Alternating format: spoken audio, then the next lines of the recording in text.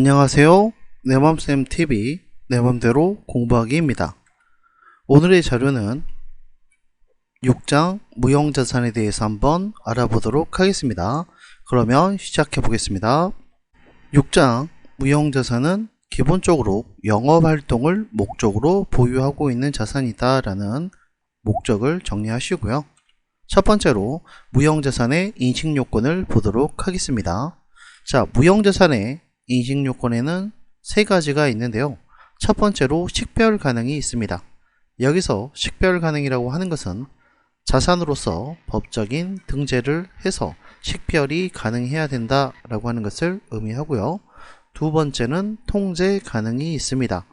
통제 가능이라고 하는 것은 자산은 소유권이 나에게 있는 것을 이야기하기 때문에 당연히 우리 기업의 자산이기 때문에 우리 기업에서 통제를 할 수가 있어야 한다 라고 하는 것을 의미하고요.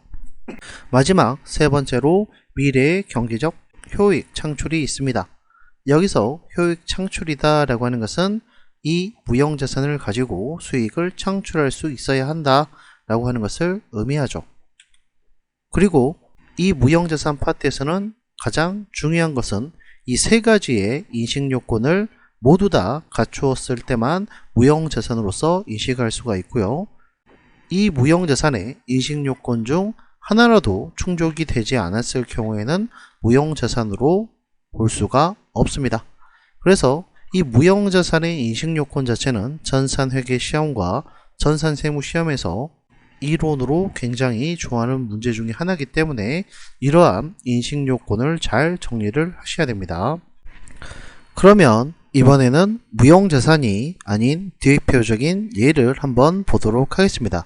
무형자산이 아닌 대표적인 예는 내부적으로 창출된 브랜드나 무형자산은 무형자산이 아니다 라는 것이 있습니다. 여기서 가장 중요한 부분은 내부적으로 창출된 이란 뜻입니다. 내부적으로 창출이 됐다라고 하는 것은 아직 식별 가능의 조건이 충족되지 않았다라고 하는 것을 의미하는데요. 방금 한번 언급해드렸듯이 무형자산 같은 경우에는 인식요건 자체가 식별 가능, 통제 가능, 그리고 미래 경제적 효익 창출이라는 이 세 가지의 조건을 모두 다 충족했을 때만 무형자산이 될 수 있다라고 했는데요. 내부적으로 창출됐다라고 하는 것은 아직 식별 가능의 조건이 빠져 있기 때문에 무형자산으로 인식을 할 수가 없습니다. 그러나 나중에라도 내부적으로 창출된 브랜드나 무형자산을 법적으로 등재를 해서 식별 가능의 조건을 충족을 하면 이제 모든 조건이 충족이 되겠죠. 이렇게 모든 조건이 충족이 됐을 경우에는 무형자산이 될 수가 있습니다. 그래서 이 무형자산 파트는 항상 원칙과 예외적인 예까지 정리를 하셔야 됩니다. 두 번째로 무형자산의 원칙에 대해서 한번 배워보도록 하겠습니다. 첫 번째로 무형자산의 잔존가치는 0이다가 원칙입니다. 그런데 예외적으로 법적으로 효력이 있거나 계약에 의해서는 잔존가치가 존재할 수 있다 라고 정리를 하시면 되고요. 두 번째로 내용연수의 원칙은 20년 이내입니다. 그러나 이 부분도 예외적인 경우가 독점적, 배타적인 관계 법령이나 계약에 의해서는 20년을 초과할 수 있다 라는 예외 규정이 있죠. 그래서 이 무형자산의 원칙 부분도 이론 시험에 굉장히 잘 나오기 때문에 원칙과 예외적인 규정을 잘 정리를 하셔야 됩니다. 그리고 무형자산의 세 번째 원칙은요. 효율적인 감가상각 방법이 없을 경우에는 정액법을 사용한다 인데요. 여기서 가장 중요한 부분은요. 무형자산을 감가상각을 할 때 세법 규정이나 효율적이다 라고 했을 경우에는 아무 방법 중에 하나를 선택해서 사용을 해도 상관이 없다라는 부분입니다. 그런데 현재 사용하고 있는 감가상각 방법이 세법이나 효율적이지 않을 경우에는 감가상각 방법을 변경해야 되는데요.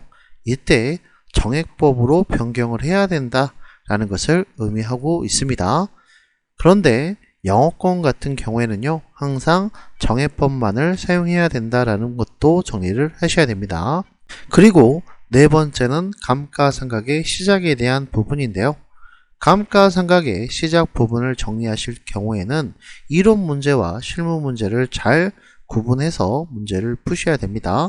먼저 이론 문제 같은 경우에는요, 사용 가능 시점이라고 나옵니다.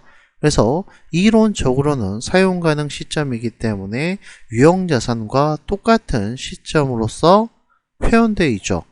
그런데 실무 문제를 푸실 경우에는요, 무형자산의 감가상각의 시작은 사용 시점부터 감가상각이 시작된다 라는 것을 정리하셔야 됩니다.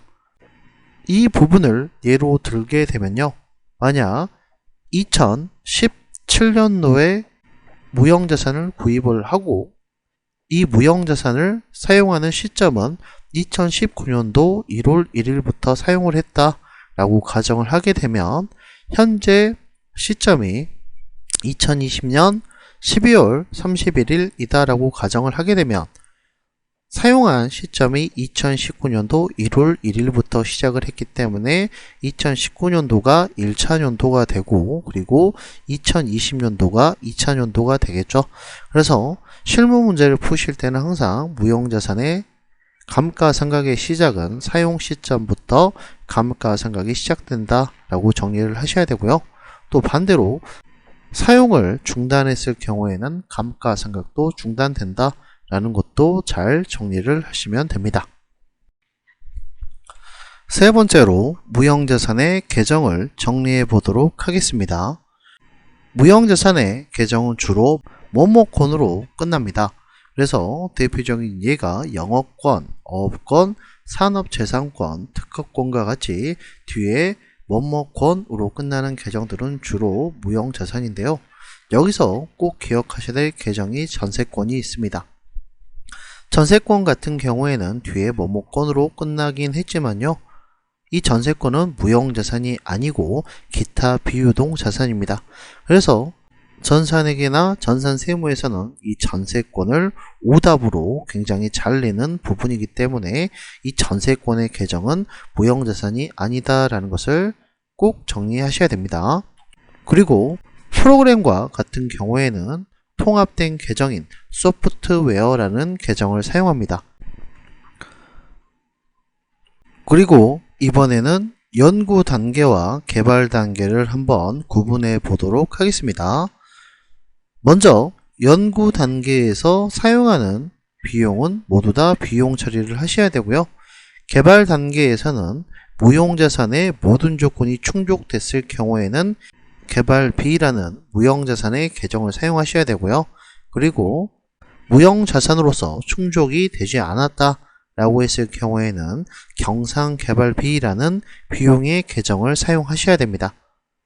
그리고 이론시험에 잘 나오는 것 중에 하나가요, 연구 단계와 개발 단계가 애매할 경우에는 모두 연구 단계로 봐서 비용 처리를 해야 된다 라고 하는 것을 잘 정리를 하셔야 됩니다.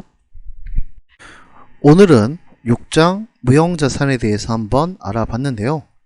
전산회계, 전산세무시험에서는 이 무형자산은 이론 문제에서 굉장히 좋아하는 문제입니다.